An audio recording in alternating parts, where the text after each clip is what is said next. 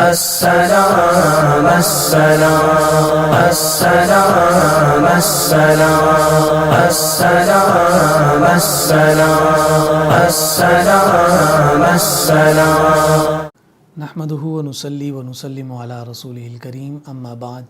فاعوذ بالله من الشیطان الرجیم بسم اللہ الرحمن الرحیم انا نحن نزلنا الذکر وانا له لحافظون۔ محترم اور مکرم سامعین گرامی قدر، السلام علیکم ورحمۃ اللہ وبرکاتہ۔ ہمارے ہفتہ وار پروگرام نوائے نجات کی آج ایک اور نشست ہے، اور گزشتہ گفتگو میں ہم نے قرآن مجید فرقان حمید بطور اعجاز اور بطور معجزہ اس پر گفتگو کی تھی، اور بہت سارے سامعین کی جانب سے اس گفتگو کو سراہا گیا، اور ساتھ ساتھ اس خواہش کا بھی اظہار کیا گیا کہ اس پر مزید کلام کیا جائے، اور قرآن مجید فرقان حمید کی فضیلت، عظمت، شان اور قرآن سے وابستگی کا جو مرتبہ ہے اس پر گفتگو کی جائے، تاکہ اس کے ذریعے سے ہماری آنے والی نسل میں قرآن سے محبت کا رجحان بڑھے، اور اس کے نتیجہ میں وہ اپنی زندگیوں کو قرآن کی تعلیمات کے مطابق ڈھالنے کے لیے سرگرداں ہوں، کوشش کریں اور جستجو کریں، جو ان کے لیے بھی اور ان کے والدین کے لیے بھی دنیا اور آخرت کی نجات اور سرخروئی کا ذریعہ بنے۔ تو آج ہم اسی حوالے سے گفتگو کریں گے کہ اللہ رب العزت نے جو قرآن مجید فرقان حمید کو اپنا معجزہ فرمایا ہے، اور آقا کائنات صلی اللہ علیہ وآلہ وسلم کے قلب انور پر یہ نازل ہونے والی کتاب قرآن مجید جیسے بہت ساری جہات کے اعتبار سے معجزہ ہے اور اعجاز کی حامل ہے، اسی اعتبار سے فضیلت، شان، مرتبہ اور عظمت کے اعتبار سے بھی یہ ایک اعجاز مرتبہ اور مقام رکھتی ہے کہ اس جیسا اجر اور ثواب کسی اور کلام کو حاصل نہیں، اس جیسی فضیلت کسی اور کتاب کو حاصل نہیں ہے۔ ہم دیکھتے ہیں کہ قرآن مجید فرقان حمید میں اللہ رب العزت نے اس کتاب لا ریب قرآن کے مختلف انداز میں نام ذکر کیے ہیں۔ کبھی اللہ رب العزت نے اپنے کلام کو القرآن کہا ہے، قرآن کا لفظ کہا ہے، جیسا کہ عام طور پر ہم ذکر کرتے ہیں اللہ کے پاک کلام کا جو نام ہے، اس کے لیے بہت ساری آیات ہیں۔ اِنَّهُ لَقُرْآنٌ کریم فی کتاب مکنون، اسی طرح سے فرمایا بل ہوا قرآن مجید فی لوح محفوظ۔ قرآن مجید فرقان حمید میں 58 مرتبہ یعنی 58 ٹائمز جو ہے القرآن کا ذکر ہے، اور 10 مرتبہ قرآن ذکر کیا گیا ہے، اور 2 مرتبہ قرآن جو ہے بطور مصدر کے ذکر کیا گیا ہے، بطور اوریجن ذکر کیا گیا ہے۔ اسی طرح سے اللہ رب العزت نے اپنے اس لا ریب کلام کو فرقان بھی فرمایا ہے، جیسے سورہ فرقان کی پہلی ہی آیت میں رب ذوالجلال نے فرمایا تبارک الذی نزل الفرقان علی عبدہ لیکون للعالمین نذیرا، کہ بہت بابرکت ہے، یعنی برکت والا ہے جس نے اپنے محبوب بندے پر فرقان کو نازل کیا۔ تو یہاں جو فرقان نازل ہوا اس سے مراد اللہ کا کلام ہے جسے قرآن کہا جاتا ہے۔ اسی طرح سے لفظ کتاب، اس کتاب کے ذریعے سے بھی قرآن مجید فرقان حمید یعنی اللہ کے کلام کو ڈینوٹ کیا گیا ہے، اور بے شمار مقامات پر یہ لفظ بھی استعمال ہوا، جیسا کہ سورہ حجر میں آیت نمبر 9 میں اللہ رب العزت نے فرمایا انا نحن نزلنا الذکر۔ یہاں لفظ الذکر جو ہے یہ قرآن مجید فرقان حمید کے لیے ہے کہ ہم ہی اس ذکر کے نازل کرنے والے ہیں، یعنی قرآن کے نازل کرنے والے ہیں۔ ذکر کا معنی چونکہ نصیحت ہوا کرتا ہے، اور یہ قرآن مجید فرقان حمید تمام انسانیت کے لیے نصیحت ہے، رشد و ہدایت ہے، تو اس اعتبار سے اسے ذکر کہا گیا۔ اسی طرح سے جب فرقان کی ہم بات کرتے ہیں تو فرقان جو ہے وہ اس کا جو اوریجن ہے، جو اس کا ماخذ ہے، وہ فرق ہے۔ فرق سے مراد یہ ہے کہ یہ کتاب جو ہے اور اس کے جو احکامات ہیں یہ حق اور باطل، سچ اور جھوٹ، ایمان اور کفر، خیر اور شر، ان تمام چیزوں کے درمیان فرق کرنے والی ہے۔ تو ایسی کتاب کہ جو حق اور باطل کے درمیان فرق کرے تو وہ فرقان کہلاتی ہے، تو اس اعتبار سے اسے فرقان بھی کہا گیا۔ پھر قرآن مجید فرقان حمید میں اللہ رب العزت نے اپنے کلام کے لیے لفظ نور بھی استعمال فرمایا ہے، جیسے سورہ النساء کی آیت نمبر 74 میں اللہ رب العزت نے ارشاد فرمایا یا ایھا الناس قد جاءکم برہان من ربکم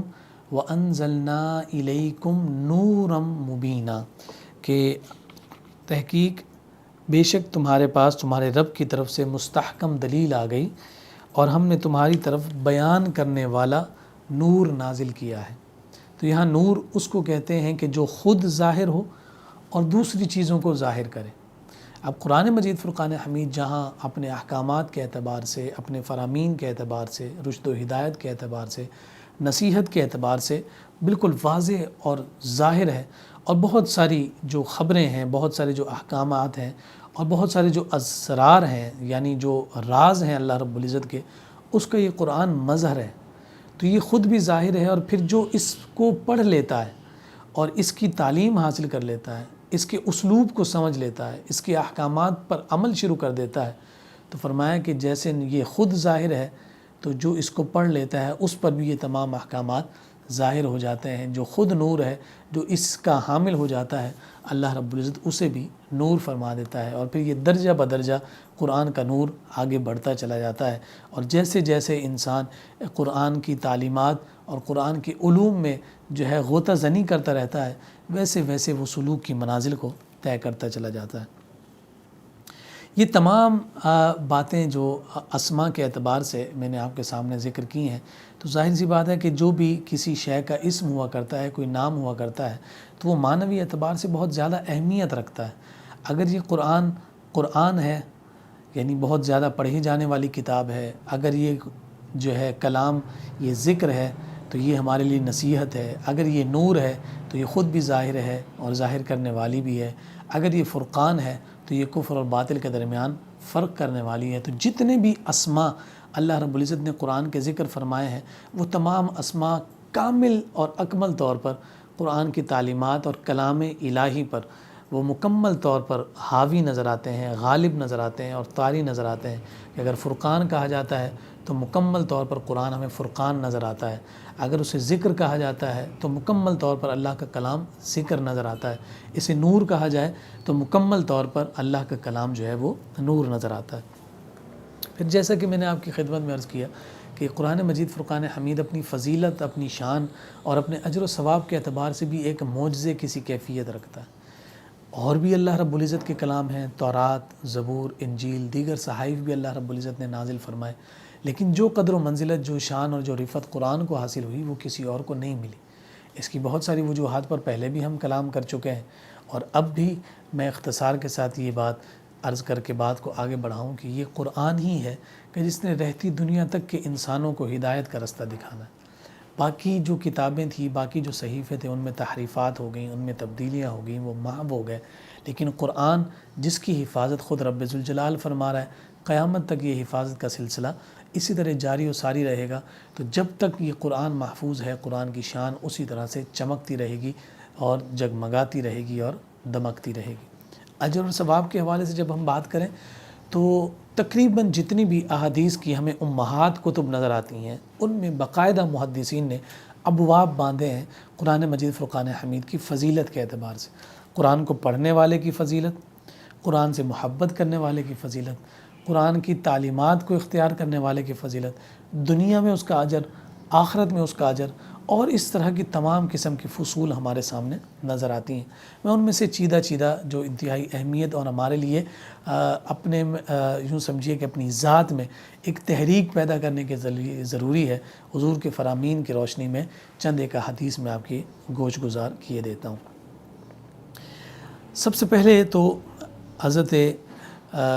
امام بخاری اور امام مسلم متفقن علیہ حدیث مبارکہ ہے، اور جسے روایت کرنے والے حضرت عثمان بن عفان رضی اللہ تعالی عنہ ہیں۔ آقا کائنات صلی اللہ علیہ وسلم کے اس فرمان کو روایت کرتے ہیں کہ خیرکم من تعلم القرآن وعلمہ۔ دیکھیے دنیا میں جب انسان کسی منصب پر فائز ہوتا ہے اور کسی معاشرے کا فرد بنتا ہے تو اس وقت ہم دیکھتے ہیں کہ ہر ایک شخص اپنے اپنے اعتبار سے بہترین ہونے کی تعریف کرتا ہے۔ اگر کوئی کاروباری شخص ہوگا تو اس کی نظر میں بہترین شخص اور اس کا مدار اور اس کا رتبہ مختلف ہوگا، اس کی کیفیت مختلف ہوگی۔ کوئی اگر دنیاوی علم میں بہت بڑا درجہ رکھتا ہے تو اس کا جو کرائٹیریا ہوگا کہ بہترین شخص کون ہے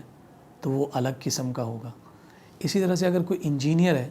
تو وہ اپنی فیلڈ کے اعتبار سے ہی تشخیص کرے گا کہ میرے نزدیک فلاں شخص بہتر ہے،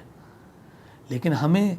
اس بہتر شخص کی تلاش ہے کہ جسے دنیا کا کوئی فرد بہتر نہیں کہہ رہا بلکہ اسے خود رب ذوالجلال بہتر فرما رہا ہے اور بزبان مصطفیٰ اس کا اعلان فرما رہا ہے۔ تو جب ہم اس بہترین شخص کی بات کرتے ہیں کہ جسے رب ذوالجلال بہترین فرماتا ہے تو ظاہر سی بات ہے کہ دنیا والوں نے جنہیں بہترین بنایا ہے، لا محالہ ان دنیا والوں کے بنائے ہوئے تمام بہترین افراد میں اللہ کا بنایا ہوا اور منتخب کردہ بہترین شخص سب سے اعلیٰ اور عرفہ ہوگا۔ تو حضرت عثمان بن عفان رضی اللہ تعالیٰ عنہ نے اسی جانب اشارہ فرمایا، خیرکم من تعلم القرآن وعلمہ، کہ تم میں سے بہترین شخص وہ ہے کہ جو قرآن سیکھتا ہے اور پھر سیکھنے کے بعد اسے آگے سکھاتا ہے۔ یعنی قرآن کی تعلیم اور قرآن کا تعلم اس قدر شان کا حامل پیشہ ہے کہ جو اس سے وابستہ ہو جاتا ہے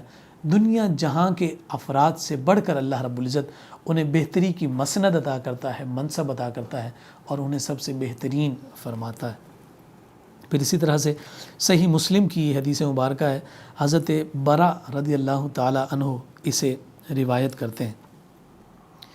کہ ایک شخص سورہ کہف کی تلاوت کر رہا تھا اور اس کے گھر میں ایک جانور تھا۔ جب وہ تلاوت کر رہا ہے تو وہ جانور اچانک جو ہے وہ بدکنے لگا، یعنی اچھلنے لگا، بے چین ہوا۔ اس نے دیکھا کہ ایک بادل نے اس جانور کو ڈھانپا ہوا ہے۔ اس شخص نے اس واقعے کا تذکرہ آقا کائنات صلی اللہ علیہ وسلم کی خدمت میں آ کر کیا کہ رسول اللہ، میں اس طرح سے سورہ کہف کی تلاوت کر رہا تھا اور میرے ساتھ بندھا ہوا جو جانور تھا وہ بدکنے لگا اور اس میں بے چینی پیدا ہوئی، اور میں نے جب آسمان کی جانب نگاہ اٹھائی تو ایک بادل نے ہمیں سایہ کر رکھا تھا۔ تو حضور علیہ الصلوۃ والسلام کی جانب جب یہ واقعہ حضور کی خدمت میں پیش کیا گیا تو آقا کائنات صلی اللہ علیہ وسلم نے فرمایا کہ اے شخص، قرآن کو پڑھتے رہو کہ یہ سکینہ ہے، یعنی یہ سکون ہے، یہ رحمت ہے، اور اللہ رب العزت کی جانب سے یہ عنایت ہے اور سکینہ ہے جو قرآن مجید فرقان حمید کی تلاوت کے وقت نازل ہوتا ہے۔ اور جب وہ سکینہ بادل کی صورت میں سایہ بن کر نازل ہو رہا ہے تو ہمیں اندازہ لگانا چاہیے کہ جو تلاوت کر رہا ہے جب وہ اس کے فیض سے مشرف ہو رہا ہے تو جس مقام پر قرآن کی تلاوت کی جا رہی ہے اللہ رب العزت اس مقام کو بھی برکت عطا فرماتا ہے۔ پھر اسی طرح سے امام بخاری ایک حدیث مبارکہ لے کر آئے ہیں جسے ام المؤمنین سیدہ عائشہ صدیقہ رضی اللہ تعالی عنہا روایت کرتی ہیں۔ فرماتی ہیں کہ آقا کائنات صلی اللہ علیہ وآلہ وسلم نے ارشاد فرمایا کہ جو شخص قرآن مجید میں ماہر ہو، یہاں شارحین نے ذکر کیا کہ ماہر ہونے سے مراد کیا ہے، یعنی قرآن کے علم پر مہارت رکھتا ہے، قرآن کے مخارج، اس کی ادائی، اس کی تجوید پر مہارت رکھتا ہے، پڑھنے پر دسترس رکھتا ہے، اس میں جو ہے نا وہ یوں سمجھیے کہ مہارت تامہ رکھتا ہے، تو فرمایا کہ جو شخص قرآن مجید میں ماہر ہو وہ معزز اور بزرگ فرشتوں کے ساتھ رہتا ہے، یعنی جس کی زبان پر صبح و شام اللہ رب العزت کے پاک کلام کی تلاوت رہتی ہے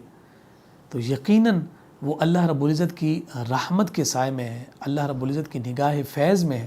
تو آقا کائنات صلی اللہ علیہ وسلم نے فرمایا کہ وہ معزز اور محترم شخص کہ جو قرآن کا ماہر ہے اللہ رب العزت اسے بزرگ فرشتوں کے ساتھ رکھتا ہے اور وہ ان کے ساتھ رہتا ہے، اور جس شخص کو قرآن مجید پڑھنے میں دشواری پیدا ہوتی ہے، یہ کلمات انتہائی اہمیت کے حامل ہیں۔ ہم اکثر و بیشتر محنت کرنے کے باوجود جب قرآن نہیں پڑھ پاتے تو اس وقت جو ہے ہم مایوس ہو جاتے ہیں اور چھوڑ دیتے ہیں کہ جناب اب یہ میرے بس کی بات نہیں ہے، لیکن آقا کائنات صلی اللہ علیہ وسلم نے کس قدر خوبصورت انداز میں ترغیب عطا فرمائی کہ جو پڑھتے پڑھتے پڑھتے ماہر ہو گیا تو وہ تو بزرگ فرشتوں کے ساتھ رہنے لگ گیا، اور جو اس کی محنت میں لگا ہوا ہے اور محنت کرنے کے باوجود اس کی زبان پر قرآن کے کلمات صحیح طور پر جاری نہیں ہوتے، اسے پڑھنے میں دشواری ہوتی ہے، آقا کائنات صلی اللہ علیہ وسلم نے ارشاد فرمایا کہ جو آسانی کے ساتھ سلاست کے ساتھ پڑھتا ہے اسے تو ایک اجر ملتا ہے، مگر جو پڑھنے میں مشقت اٹھاتا ہے اللہ رب العزت اسے پڑھنے پر 2 اجر عطا فرماتا ہے۔ ایک قرآن کی تلاوت کا، اور دوسرا اس قرآن کی تلاوت پر مشقت پر اللہ رب العزت اسے اجر عطا فرماتا ہے۔ اس لیے کبھی بھی ہمیں مایوس نہیں ہونا ہے کہ میں نے تو محنت کی لیکن مجھے قرآن پڑھنا نہ آیا، نہیں، یہ بات نہیں ہے، بلکہ اس کے ساتھ ہمیشہ جڑے رہیں، اس کے ساتھ وابستگی رکھیں، تعلق قائم رکھیں، پڑھتے رہیں مستقل، اللہ رب العزت آپ کو دگنا اجر عطا فرمائے گا۔ اور یہی وہ خوبصورت تعلیمات ہے مصطفیٰ کریم صلی اللہ علیہ وآلہ وسلم ہے۔ مصطفیٰ کریم صلی اللہ علیہ وسلم چاہتے ہیں کہ میری امت کا کوئی بھی فرد محروم نہ رہے۔ جو کامل ہے وہ تو اکمل درجے کو پا ہی لے گا، لیکن جو ناقص ہے، جو کم علم ہے، جو ماہر نہ ہو سکا، وہ بھی اجر اور ثواب کے اعتبار سے کبھی بھی کسی طور پر پیچھے نہ رہے۔ تو ہمیشہ ہمیں ان احادیث مبارکہ کو اپنے لیے حوصلہ افزا سمجھنا چاہیے، اس کے ذریعے سے موٹیویشن حاصل کرنی چاہیے، تحریک حاصل کرنی چاہیے، اور قرآن کے ساتھ ہمیشہ اپنے آپ کو جوڑ کر رکھنا چاہیے۔ پھر نبی رحمت صلی اللہ علیہ وآلہ وسلم کی ایک اور حدیث مبارکہ جو بہت ہی زیادہ اہمیت کی حامل ہے، اور اسے امام ترمذی نے جامع ترمذی میں ذکر کیا ہے۔ روایت کرنے والے حضرت ابو سعید رضی اللہ تعالی عنہ ہیں۔ اچھا، اب ذرا آپ اس بات سے اندازہ لگائیے کہ ہر انسان کی فطرت میں اللہ رب العزت نے حرص اور طمع رکھا ہے، لالچ رکھی ہے، حرص رکھا ہے، طمع رکھا ہے۔ وہ زیادہ سے زیادہ کی تگ و دعا میں رہتا ہے، وہ یہ کوشش کرتا ہے کہ میں ہر اس عمل کو اختیار کروں کہ جس کے ذریعے سے مجھے اللہ رب العزت کا قرب زیادہ سے زیادہ حاصل ہو۔ اسے کوئی وظیفہ ملتا ہے وہ وظیفہ ادا کرتا ہے، اسے نماز کی تاکید کی جاتی ہے وہ نماز ادا کرتا ہے، رمضان کا مہینہ آتا ہے وہ روزہ رکھتا ہے، حج کا دور آتا ہے تو وہ حج کی کوشش کرتا ہے، اس کے لیے سرگرداں ہوتا ہے۔ مقصود یہی ہوتا ہے کہ میں زیادہ سے زیادہ اللہ رب العزت کے قریب ہو جاؤں، میں رب سے جو مانگوں مجھے ملتا رہے۔ یہاں نبی رحمت صلی اللہ علیہ وسلم نے ایک بہت ہی خوبصورت عقدے کی طرف اشارہ فرما دیا، اور جسے حضرت ابو سعید خدری رضی اللہ تعالیٰ عنہ بیان کر رہے ہیں۔ کہتے ہیں آقائے کائنات صلی اللہ علیہ وسلم نے ارشاد فرمایا کہ اللہ رب العزت فرماتا ہے، یعنی یہ حدیث قدسی ہے، اللہ رب العزت فرماتا ہے جو شخص قرآن پڑھنے میں مشغولیت کی وجہ سے میرے دیگر ذکر اذکار جو نفلی اعتبار سے ہیں وہ نہیں کر سکا، یعنی نفل نماز کو کوئی اختیار کر کے اللہ رب العزت کی برگزیدہ ہستی کے قرب کو پانے کی کوشش کر رہا ہوتا ہے، کہا کہ وہ قرآن میں اتنا مشغول ہو گیا، قرآن سیکھنے میں، قرآن سکھانے میں اتنا مشغول ہو گیا کہ وہ جو دیگر اذکار ہیں وہ نہ کر سکا، اور وہ مجھ سے دعا بھی نہ کر سکا۔ یعنی ایک تو ذکر کا کرنا ہے، فرمایا کہ وہ ذکر بھی نہ کر سکا، پھر مجھ سے جو مانگنا تھا وہ بھی نہ مانگ سکا۔ کس سبب سے؟ کہ وہ قرآن پڑھنے میں، قرآن پڑھانے میں، قرآن سیکھنے میں، قرآن سکھانے میں، قرآن کی تعلیم میں، قرآن کے تعلم میں ایسا مشغول ہو گیا کہ اسے دیگر چیزوں کے لیے وقت میسر نہ آ سکا۔ آقا کائنات صلی اللہ علیہ وسلم ارشاد فرماتے ہیں کہ رب ذوالجلال فرماتا ہے میں اس شخص کو کہ جو مشغول ہو گیا قرآن کے ساتھ اور دعا نہ کر سکا، فرمایا کہ میں اس شخص کو دعا مانگنے والے سے زیادہ بن مانگے عطا کرتا ہوں۔ تو اب کسی کو بھی اس اعتبار سے بھی جو ہے مایوسی نہیں ہونی چاہیے کہ ہم اس ایک کام میں لگ گئے ہیں تو جس کی وجہ سے ہمارے بہت سارے دیگر عبادت کے کام رک گئے ہیں، فرائض کو چھوڑ کر۔ جو نفلی عبادت کے ذریعے سے قرب خداوندی ہے نا، جو فرض ہے وہ تو ہم پر ایک طرح سے قرض ہے اور اس کو تو ادا کرنا لازم اور ضروری ہے۔ یعنی ہم قرآن میں مشغول ہو گئے تو ہم جو ہے نفلی عبادات دیگر نہ کر سکے، ذکر و اذکار وظائف نہ کر سکے، دعا نہ کر سکے، گڑ گڑا کر اللہ رب العزت سے مانگنا ہمیں نصیب نہیں ہوا، تو کوئی یہ نہ سمجھے کہ جناب میں دعاؤں کرنے والوں سے پیچھے رہ گیا، بلکہ رب ذوالجلال فرماتا ہے کہ وہ دعا مانگنے والوں سے آگے ہے، کہ قرآن کی برکت سے جو دعا مانگ کر مجھے سے لے رہے ہیں، میں قرآن پڑھنے والوں کو بن مانگے ان لوگوں سے زیادہ عطا کرتا ہوں۔ تو یہ دیکھیے کس قدر حوصلہ افزا اور کس قدر موٹیویشنل یہ حضور علیہ الصلوۃ والسلام کی حدیث مبارکہ ہے کہ قرآن سے وابستگی ہمیں دنیا جہاں کی دیگر معاملات سے بے نیاز کر دیتی ہے، یہاں تک کہ رب کو سے مانگنے سے بھی بے نیاز کر دیتی ہے۔ اللہ رب العزت اس بندے کو بن مانگے اپنی تمام نعمتیں عطا فرما رہا ہوتا ہے۔ اب چند ایک ان احادیث کی جانب اشارہ کرتے ہیں کہ جس میں قرآن پڑھنے والے کو قیامت کے دن جو شان اور مرتبہ عطا کیا جائے گا اس کی جانب ذکر کرتے ہوئے ہم آخر میں انشاءاللہ قرآن پڑھنے والے کے والدین کی جو شان ہوگی اس پر انشاءاللہ ہم اپنی گفتگو کو ختم کریں گے۔ جامع ترمذی کی حدیث مبارکہ ہے، جناب ابو ہریرہ رضی اللہ تعالیٰ عنہ روایت کرتے ہیں، آقا کائنات صلی اللہ علیہ وآلہ وسلم نے ارشاد فرمایا کہ قیامت کے دن قرآن پڑھنے والا آئے گا تو قرآن کہے گا اے رب اس کو مزین کر، یعنی قیامت کے دن یہ قرآن اس شخص کے لیے شفیع ہو جائے گا، اس کی سفارش کرنے والا ہو جائے گا، اے رب ذوالجلال تو اس بندے کو مزین کر۔ تو فرمایا کہ اللہ رب العزت قرآن کی سفارش کو قبول کرے گا اور قرآن پڑھنے والے کے سر پر عزت کا تاج پہنائے گا۔ پھر قرآن کہے گا اے رب ذوالجلال اس کو اور مزین کر، اس کو اور عزتوں سے سرفراز کر۔ تو فرمایا کہ اللہ رب العزت پھر اسے عزتوں کا لباس عطا فرمائے گا اور عزت کے وہ خوبصورت دستاریں سجائے گا۔ قرآن پھر عرض کرے گا اور سفارش کرے گا کہ باری تعالیٰ تو اس سے راضی ہو جا۔ تو اللہ تعالیٰ اس سفارش کے نتیجہ میں اپنے اس بندے سے راضی ہو جائے گا اور پھر اس شخص سے کہا جائے گا کہ قرآن پڑھتا جا اور جنت کے درجوں کو چڑھتا جا، اور ہر آیت کے بدلے میں اس کو نیکی دی جائے گی، یعنی وہ قرآن پڑھتا چلا جائے گا اور آگے بڑھتا چلا جائے گا، جنت کے درجات کو بلند سے بلند تر کرتا چلا جائے گا، یہاں تک کہ جب وہ پورا کلام پڑھ لے گا تو جتنی بلندی پر وہ پہنچ چکا ہوگا، فرمایا کہ وہی اس کا مقام اور مرتبہ ہوگا۔ اور یہ شان اسے مل رہی ہے کہ جس نے دنیا میں قرآن سے محبت کی تو کل قیامت کے دن قرآن اسے بھولے گا نہیں، بلکہ اس کے لیے سفارش کرنے والا شفیع ہوگا۔ اسی طرح سے حضرت عقبہ بن عامر رضی اللہ تعالی عنہ سے ایک خوبصورت روایت ہے، اور ساتھ حضرت عبداللہ بن عمر رضی اللہ تعالی عنہما اسے روایت کرتے ہیں۔ جامع ترمذی کی یہ حدیث مبارکہ ہے کہ آقا کائنات صلی اللہ علیہ وسلم نے ارشاد فرمایا کہ قرآن پڑھنے والے سے قیامت کے دن کہا جائے گا کہ قرآن پڑھتا جا اور جنت کے درجوں میں چڑھتا جا، کہ جس طرح تو آہستہ آہستہ ٹھہر ٹھہر کر محبت سے قرآن دنیا میں پڑھتا تھا، اسی طرح پڑھتا چلا جا، جہاں تیری آخری آیت ہوگی وہی تیرا ٹھکانہ اور وہی تیرا مقام ہوگا۔ پھر اس کے ساتھ ساتھ جناب سیدنا علی المرتضیٰ شیر خدا علی بن ابی طالب رضی اللہ تعالی عنہ، سنن ابن ماجہ میں یہ حدیث ہے، روایت کرنے والے علی المرتضیٰ ہیں۔ آقا کائنات صلی اللہ علیہ وسلم نے ارشاد فرمایا کہ جس شخص نے قرآن مجید پڑھا اور اس کو حفظ کیا، اللہ تعالیٰ اس کو جنت میں داخل کر دے گا اور اس کو اس کے گھر کے 10 ایسے افراد کی شفاعت کی اجازت عطا کر دے گا کہ جن پر جہنم واجب ہو چکی ہوگی۔ ایسا شخص کہ جس نے قرآن پڑھا، قرآن کو حفظ کیا، پھر قرآن کا باعمل عالم ہوا، عامل ہوا،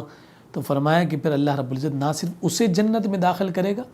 بلکہ اسے اس بات کا اذن بھی دے گا کہ اب تم ایسا کرو کہ اپنے خاندان اور اپنے گھر کے ان 10 افراد کو چن کر میرے پاس لے آؤ کہ جن پر جہنم واجب ہو چکی ہے، فرشتے انہیں گھسیٹ کر جہنم میں لے کر جا رہے ہیں، تم انہیں میرے پاس لے آؤ، میں تمہارے قرآن کے پڑھنے کی برکت سے جہنم کی بجائے جنت کو ان پر واجب کر دوں گا اور تمہارے ساتھ انہیں جنت میں داخل کر دوں گا۔ تو باپ ذرا اس بات سے اندازہ لگائیے کہ جہاں ایک اعتبار سے یہ عظمت اور شان قرآن کے حفظ کرنے والے کی ہے، وہیں ساتھ ساتھ والدین اپنے آخرت کا سرمایہ تیار کر رہے ہیں کہ اگر وہ دنیا میں عمل کے اعتبار سے بہت کچھ نہ بھی کر سکے ہوں، ان کا یہ عمل ان کے لیے کافی اور شافی ہو جائے گا کہ انہوں نے اپنے بچے کو قرآن کا حافظ بنا دیا، جو کل قیامت کے دن ان کی بخشش، ان کے نجات اور ان کی معافی کا ذریعہ اور ثمر بن جائے گا۔ پھر اسی طرح سے والدین کو یہ تو تمام جو عظمت، شان اور رفعت اور بلندیاں اور بزرگیاں آپ کے سامنے بیان کی، یہ تو اس شخص کی ہیں کہ جس نے قرآن پڑھا، قرآن سے محبت کی، کہ اسے درجات چڑھنے کا حکم دیا جا رہا ہوگا، اسے جو ہے 10 لوگوں کی شفاعت کا کیا اذن اور کی اجازت دی جا رہی ہوگی۔ اب دیکھیے ان اشخاص اور ان افراد کے بارے میں کہ جن کے بارے میں آقا کائنات صلی اللہ علیہ وآلہ وسلم نے فرمایا کہ یہ وہ لوگ ہوں گے کہ جو خود تو حافظ نہ ہوں گے بلکہ ان کی اولاد حافظ ہوگی اور ان کی اولاد قرآن سے وابستہ ہوگی۔ حضرت انس بن مالک رضی اللہ تعالی عنہ بیان کرتے ہیں، رسول کائنات صلی اللہ علیہ وآلہ وسلم نے ارشاد فرمایا کہ جس شخص نے اپنے بیٹے کو ناظرہ قرآن پڑھایا، فرمایا اس کے اگلے اور پچھلے گناہ بخش دیے جائیں گے، اور جس نے اس کو زبانی قرآن پڑھایا تو قیامت کے دن اللہ تعالیٰ اس کو ایسی صورت میں اٹھائے گا کہ جیسے 14ویں کی رات کا چاند ہوتا ہے، اور اس کے بیٹے سے کہا جائے گا قرآن پڑھو۔ جب بھی وہ ایک آیت پڑھے گا اللہ تعالیٰ اس کے باپ کا ایک درجہ بلند کر دے گا، حتیٰ کہ اس کا بیٹا وہ تمام قرآن پڑھ لے گا جو اس کو یاد ہوگا، اور اس کے قرآن کے پڑھنے کے نتیجہ میں اس کے باپ کے درجات کو بلند کرنا رب ذوالجلال مقدر فرما دے گا۔ یہ مجمع الزوائد کی حدیث مبارکہ میں نے آپ کے گوش گزار کی۔ پھر اسی طرح سے مجمع الزوائد کی ایک اور حدیث مبارکہ جناب ابو ہریرہ رضی اللہ تعالی عنہ سے مروی ہے کہ جو شخص بھی اپنے بچے کو دنیا میں قرآن کی تعلیم دیتا ہے تو فرمایا کہ اس کو قیامت کے دن جنت میں تاج پہنایا جائے گا، جس کو تمام جنت والے پہچان لیں گے کہ یہ دنیا میں اس شخص کے بیٹے کو قرآن پڑھانے کی وجہ سے پہنایا گیا ہے۔ یعنی وہ تاج ایک ایسا تاج ہوگا کہ جس کے سامنے سورج کی روشنی بھی ہمیں ماند پڑتے ہوئے نظر آئے گی، اور اس پہنے ہوئے تاج کو جس شخص نے پہن رکھا ہے اس کو دیکھ کر ہی اہلیان جنت پہچان لیں گے کہ یہ کوئی اور فرد نہیں ہے، بلکہ یہ تو وہ عزت اور شان کا حامل فرد ہے کہ جس نے اپنے بچے کو قرآن کی تعلیم دلوائی، اور قرآن کی تعلیم اپنے بچے کو دلوانا آج اس کے یہ اعزاز اور شرف کا سبب بن گیا کہ ہر کوئی اس کی اس عزت اور اس احترام کو دیکھ کر اس پر ناز کر رہا ہوگا۔ سامعین کرام، یہ تمام باتیں ایسی ہیں کہ جو ہم اکثر و بیشتر اپنے علماء سے سنتے رہتے ہیں، کتابوں میں پڑھتے رہتے ہیں۔ ان تمام باتوں کا دوبارہ دہرا کر آپ کی سماعتوں کی نظر کرنے کا محض مقصد یہ ہے کہ ہم نے اپنی دنیا کو بھی اور اپنی آخرت کو بھی قرآن مجید فرقان حمید کی تعلیمات سے مزین کرنا ہے، تاکہ ہماری دنیا بھی سنور جائے اور ہماری آخرت بھی سنور جائے۔ اس لیے میں ہمیشہ اپنے چاہنے والوں اور خود سے محبت کرنے والوں اور وابستہ افراد کو اس بات کی تلقین اور گزارش ضرور کرتا ہوں کہ آپ اپنے بچوں کو دنیا کی تعلیم جتنی چاہیں دلوائیں، لیکن کم از کم اپنی اولاد میں سے ایک کو قرآن کے راہ کا مسافر ضرور بنائیں۔ دین متین کی تعلیمات کا جو ہے آپ مسافر ضرور بنائیں، اور اس تعلیمات سے اس کے دل کو روشن و منور کرنے کا اہتمام ضرور کریں کہ یہ جو دنیاوی تعلیم کی حامل جو آپ کی اولاد ہوگی وہ دنیا میں تو آپ کا سہارا ہوگی، آپ کا آسرا ہوگی، اور آپ کے لیے جو ہے وہ دنیا میں آرام اور آسائش کا ذریعہ بنے گی، لیکن قرآن کا حامل آپ کا بیٹا یا بیٹی یا قرآن کی تعلیمات سے منور دل رکھنے والی آپ کی اولاد جو ہے وہ نہ صرف دنیا میں آپ کی عزت اور شرساری کا ذریعہ ہوگی، آپ کے احترام کا ذریعہ ہوگی، یہ سبب ہوگی، بلکہ یہ تو سلسلہ قیامت تک جاری و ساری رہے گا، اور یہ صدقہ جاریہ ہوگا کہ آپ کی وہ اولاد کہ جس نے قرآن کو سیکھ کر قرآن پر عمل کر لیا اور قرآن کا عامل ہو گیا، وہ پھر دنیا میں بھی آپ کو نہیں چھوڑتا، اور پھر وہ کل قیامت کے دن بھی آپ کی آخرت کے نجات کا سبب ہوگا۔ اس لیے یہ گزارش ہے کہ آپ اپنی آخرت کے سامان کے لیے ضرور اپنی اولادوں میں سے کم ایک بیٹا یا بیٹی کو قرآن سے ضرور وابستہ کریں، تاکہ قیامت کے دن اللہ رب العزت کی جلال سے حفاظت کا ہمارا انتظام اور اہتمام ہو جائے۔ رب ذوالجلال ہم سب کو توفیقات عطا فرمائے، قرآن سے وابستگی عطا فرمائے۔ رب ذوالجلال کی لاریب کتاب کلام الہی کی فیوزات ہمارا مقدر نہ صرف دنیا میں ہوں بلکہ کل قیامت کے دن بھی قرآن کا نور اور قرآن کا سایہ ہمارے سروں پر اسی طرح سایہ فگن رہے۔ انشاءاللہ ہم اگلی گفتگو میں قرآن کے آداب کے حوالے سے چند فقہی مسائل پر بات کریں گے کہ قرآن کا ادب کیا ہے، قرآن کو پڑھنے کے آداب کیا ہیں، قرآن کے لیے کن کن چیزوں کا تلاوت کے وقت میں لحاظ رکھنا لازم اور ضروری ہے۔ انشاءاللہ ہم اس پر گفتگو کریں گے۔ اللہ رب العزت ہم سب کا حامی و ناصر۔ السلام علیکم ورحمۃ اللہ وبرکاتہ۔ السلام السلام السلام السلام السلام السلام السلام السلام